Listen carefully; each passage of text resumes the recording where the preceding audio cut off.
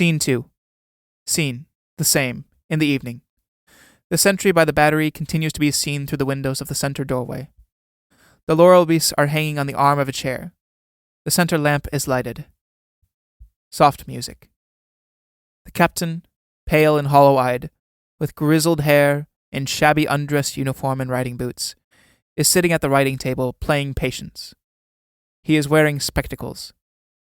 The interval music continues after the curtain rises, until the new character appears. The captain lays out his Patience, but now and then gives a start or looks up and listens anxiously. Apparently he can't get the Patience out. He grows impatient and sweeps the cards together. Then he goes to the left window, opens it and throws the pack out. The window remains open, grinding on its hooks. He goes to the sidebar, is alarmed by the noise made by the window, and turns to see what it is. He takes out 3 dark, square whiskey bottles, examines them, then throws them out of the window. Next he takes some cigar boxes, sniffs inside one, and throws them out of the window. After this he removes his spectacles, wipes them, and tests how well he can see with them. Then he throws these 2 out of the window.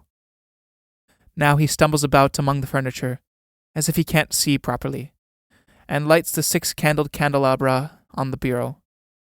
Catching sight of the laurel wreaths, he picks them up and goes towards the window, but turns back. He takes the cover off of the piano and carefully wraps the wreaths in it, fastening the corners with pins from the writing table, then lays the bundle on a chair. He goes to the piano, bangs the keys with his fists, slams the lid, locks it, and throws the key out of the window. Then he lights the piano candles. He goes to the whatnot, takes his wife's photograph, looks at it, and tears it up, throwing the pieces onto the floor. The window grinds on its hooks, and he is again alarmed. When he has calmed down once more, he takes the portraits of his son and daughter, kisses them, and puts them in his breast pocket. The rest of the portraits he sweeps down with his elbow and kicks into a heap. Then he sits down warily at the writing table and clutches his heart, lights the candle on the table and sighs, then stares in front of him as if seeing dreadful visions. He rises, goes to the bureau, opens the flap and takes out a bundle of letters tied up with blue ribbon, which he throws into the stove. He closes the bureau. The telegraph taps once, and then stops. The captain shrinks back in mortal terror and remains standing with his hand to his heart, listening. When he hears nothing further from the telegraph, he turns, listening towards the door left. Then he goes over and opens it, steps out, and returns carrying a cat and stroking its back. The captain goes out right with the cat. The music stops. Alice comes in from the back. She is in outdoor clothes with darkened hair, and wears a hat and gloves. She looks round, surprised to see so many lights.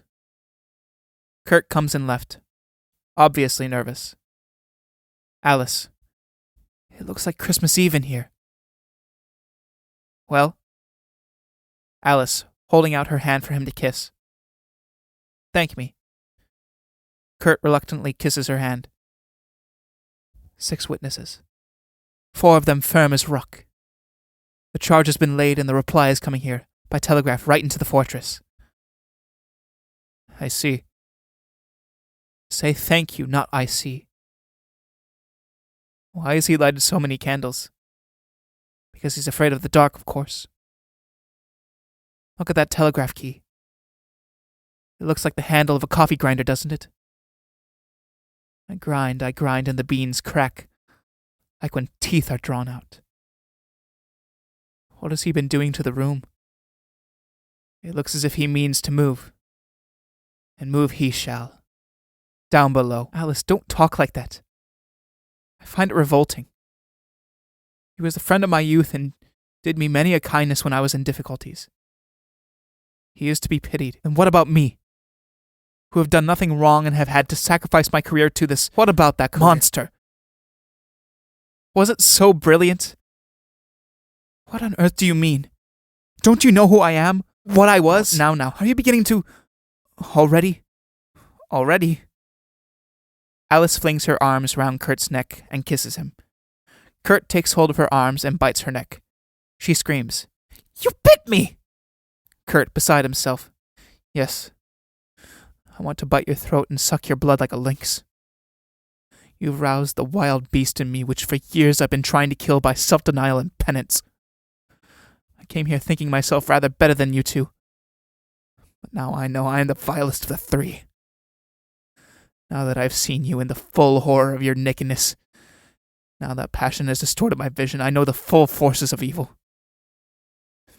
Ugliness has become beauty, and goodness is growing ugly and feeble. Come to me. I will suffocate you with a kiss." He embraces her. Alice, showing him her ring finger. "Look at the mark of the fetter you have broken. I was a slave and now I'm free. But I shall bind you." "You?" "I thought at one moment you were pious." "Yes, you talked about the fall."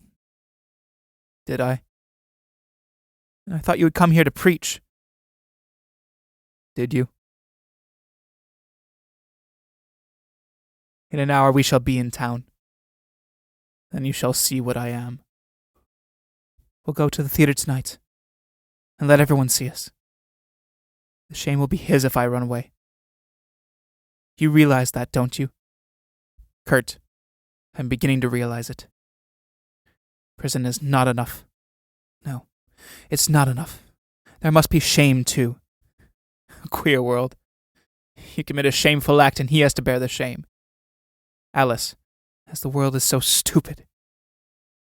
It's as if these prison walls had soaked in all the evil of the criminals, and one only had to breathe in here to catch it. Alice, you were thinking about the theater and supper." "Kurt, I was thinking about my son." Alice strikes him across the mouth with her glove. Alice, "Prig!" Kurt raises his hand to box her ears. Alice shrinks back. "Tout bon." Kurt, "Forgive me." "On your knees, then. On your face." Kurt touches the floor with his forehead. "Kiss my foot." Kurt kisses her foot. "Never do that again. Get up." Kurt, rising. "What have I come to? Where am I? You know where."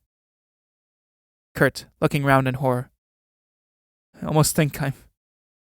The captain enters right, leaning on a stick and looking wretched. The captain. "May I talk with you, Kurt? Alone."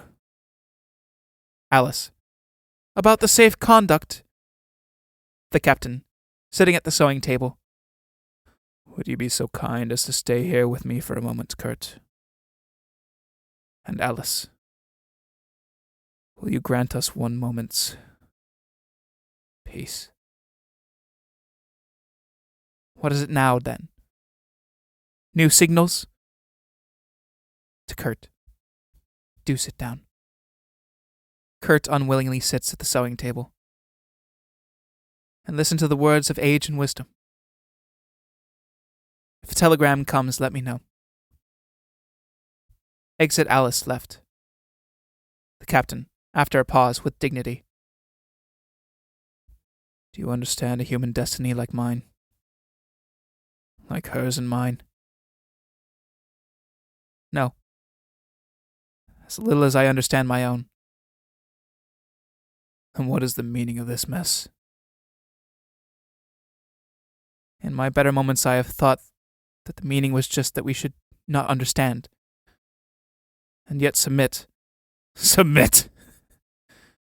Without some fixed point outside myself, I can't submit. Obviously not. But as a mathematician, you should be able to find that unknown point from the data given to you. I have searched for it, but I haven't found it." "Then you've made some mistake in your calculations." Begin again. I will begin again. Tell me, how did you become so resigned? I'm not any longer. Don't overrate me. You may have observed that my practice of the art of living has been elimination. That's to say, to cancel out and pass on. Early in life, I made myself a sack into which I stuffed my humiliations. And when it was full, I chucked it into the sea. I don't believe any human being has suffered so many humiliations as I have. But when I cancelled them out and passed on, they ceased to exist. I have noticed how you have created your own life in your imagination, and created your own environment. How could I have borne life if I hadn't? How could I have endured? Presses his hand to his heart. How are you feeling? Bad. Pause. After which he speaks in an old man's quavering voice, his lower jaw sagging. Well, there comes a moment when the ability to create an imagination, as you call it, fails. And then reality stands out in all its nakedness. That's terrible. You see, my dear friend, forgive me. When I was in town just now and saw the doctor, he said that I was done for. And that I couldn't live for long. He said that? Yes, he said that. Then it wasn't true. What wasn't? Oh, I see. No, it wasn't true. Wasn't the other thing true either? What, my dear fellow?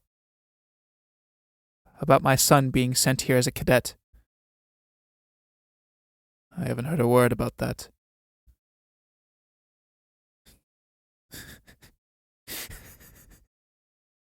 You know, your ability to cancel out your own misdeeds is unparalleled. My dear friend, I don't know what you're talking about.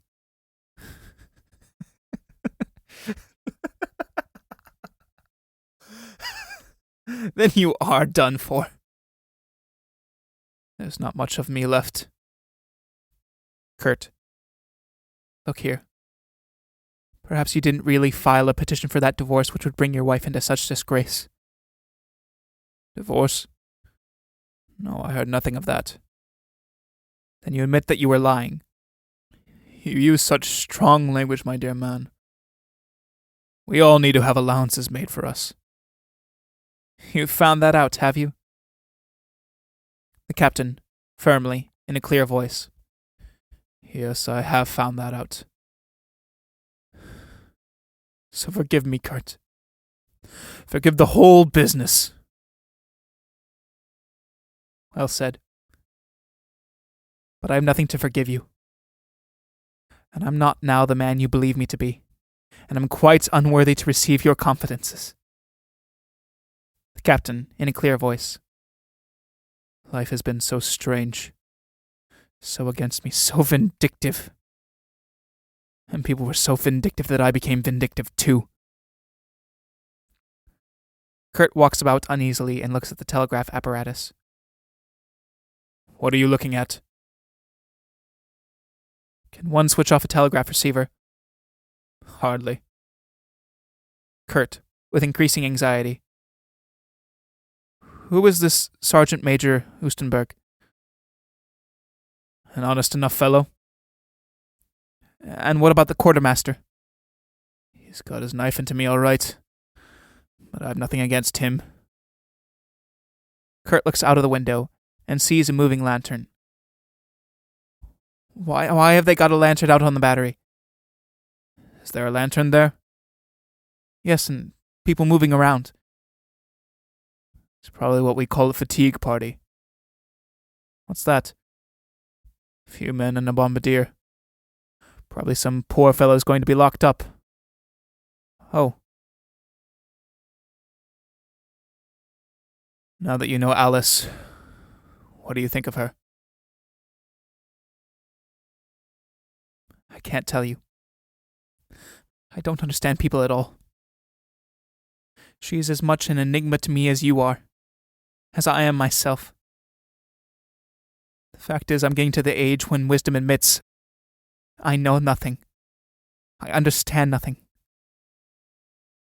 But when I see an action, I want to know its motive. Why did you push her into the water? I don't know. It just seemed perfectly natural to me that when I saw her on the jetty that she should go in. Didn't you feel any remorse? Never. That's extraordinary. Yes, it certainly is.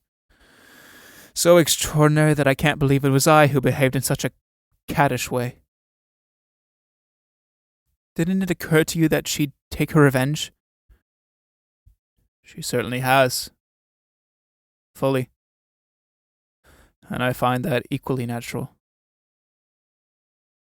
How have you arrived so quickly at this cynical resignation? Since looking death in the eyes, life has presented itself from another angle. Listen, if you had to judge between Alice and me, which of us would you say is in the right? Neither. But I'm desperately sorry for you both. Perhaps a little more for you. Give me your hand, Kurt. Kurt gives the captain his hand and puts the other on his shoulder. Old friend. Alice enters left, carrying a parasol. Dear me, what's intimacy? There's friendship for you. Hasn't the telegram come? Kurt, coldly. No. I have no patience with this delay. And when I've no patience, I speed things up. Watch now, Kurt, I'm going to fire the last bullet at him, and then he'll fall. First I load.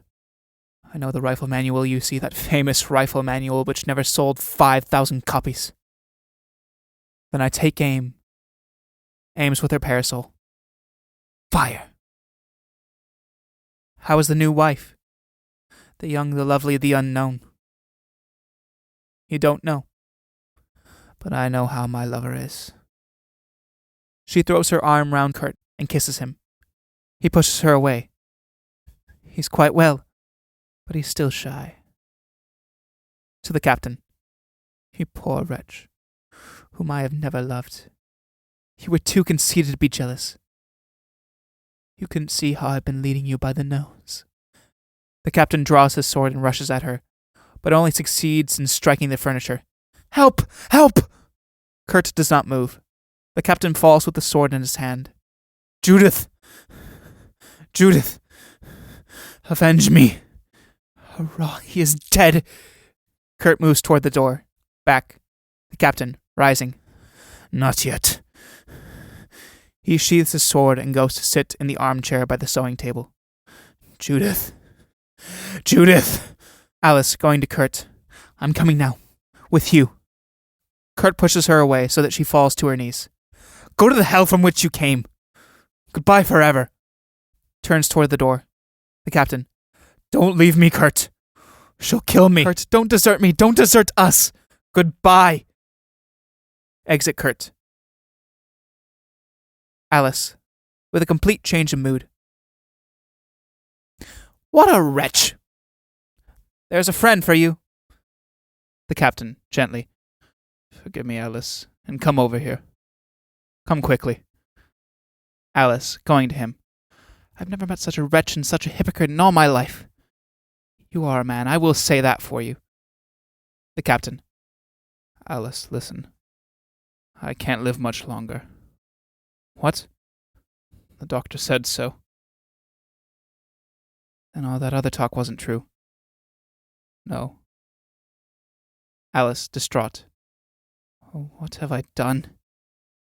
It can all be put right. This can't be put right. There's nothing that can't be put right. So long as one cancels it out and passes it on. But the telegram. The telegram! What telegram? Alice falls on her knees beside the captain. Are we doomed? Must this happen? I've destroyed myself. I've destroyed us both. Oh, why did you pretend to have done all that? And why did that man come and tempt me? We are lost. Everything could have been put right. Everything could have been forgiven in the bigness of your heart. What is there that can't be forgiven? What haven't I forgiven you? That's true. But this can't be put right. I can't guess this one. Although I know your devilish powers of invention. Oh, if I could only get out of this. If I could only get out of this, I could take such good care of you. Edgar, I would love you. Just listen to that. Wherever am I? Do you realize no one can help us? No one on earth. Who else then? Alice, looking him in the eyes. I don't know. Oh, what is to become of the children with their name dishonored? Have you dishonored their name? Not I, not I.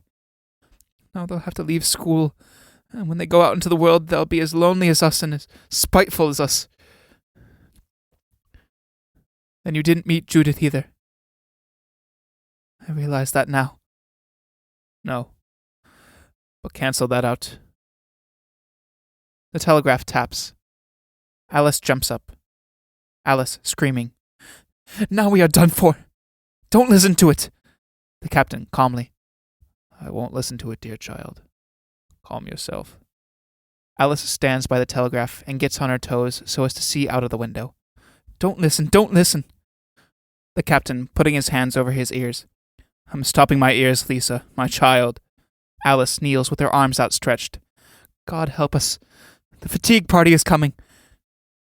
She moves her lips as if in silent prayer.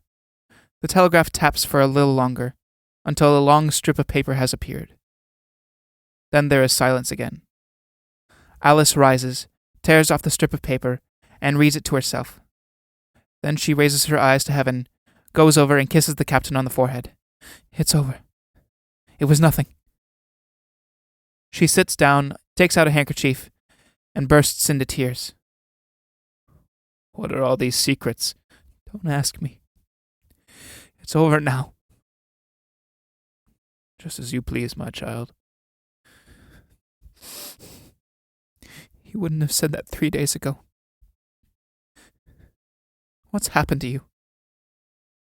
Well, my dear, when I had that first attack, I passed over for a while to the other side of the grave. What I saw I have forgotten, but the effect has lasted. What effect? The hope of something better. Something better? Yes. I never really have believed that this could be life itself. This is death. Or worse. And we're destined to torment one another, so it seems. Haven't we tormented one another enough? I should think so. What havoc we have played, too. Looks about. Shall we put the place in order? And clean up? Alice, rising. Yes, if it's possible. The captain, rising and looking round the room. It can't be done in one day, that's certain. In 2, then. Many days. Let's hope so. The captain sits down again. So you didn't get free this time. But you didn't get me locked up either. Alice looks surprised. Yes, I knew you wanted to put me in prison. But I canceled that out. You've probably done worse things than that. Alice is speechless. And I was not guilty of embezzlement. And now I'm to be your nurse. If you will. What else is there for me to do? I don't know. Alice slumps down in despair. These are surely the everlasting fires. Is there no end? Yes, but we must have patience. Perhaps when death comes, life begins. Ah, if that were so. You think Kurt was a hypocrite, do you? Yes, I certainly do. I don't. But everyone who comes near us grows evil and goes his way. Kurt was weak, and evil is strong. How insipid life is now. One used to fight. Now one only shakes one's fists. I feel pretty sure that in 3 months' time we shall be having our silver wedding, with Kurt as best man, and the doctor and Gerda among the guests. The quartermaster will propose the toast, and the sergeant major lead the cheering. And if I know the colonel, he will invite himself. Alice giggles. Makes you laugh, eh? But do you remember Adolph's silver wedding? That fellow in the rifles? The bride had to wear the ring on her right hand because in a moment of tenderness the bridegroom had chopped off her left ring finger with a billhook. Are you crying? No. You're laughing, surely. Yes, child, that's how it is for us. Part laughter and part tears. Which it should be, don't ask me. The other day I read in the paper that a man who was divorced 7 times and had married again 7 times finally eloped in his 99th year and remarried his first wife. There's love for you. Whether life is serious or just trivial, I haven't a clue. It can be its most painful when it's comic, and it's most agreeable and peaceful when it's serious. But if you finally decide to take yourself seriously, someone comes and makes a fool of you. Kurt, for example. Do you want a silver wedding? Alice is silent. Do say yes. They'll laugh at us, but what does that matter? We'll laugh with them. Or else be serious. Just as we choose. Yes. Very well. The captain, seriously. So silver wedding it is. Rises. Cancel out and pass on. So, let us pass on.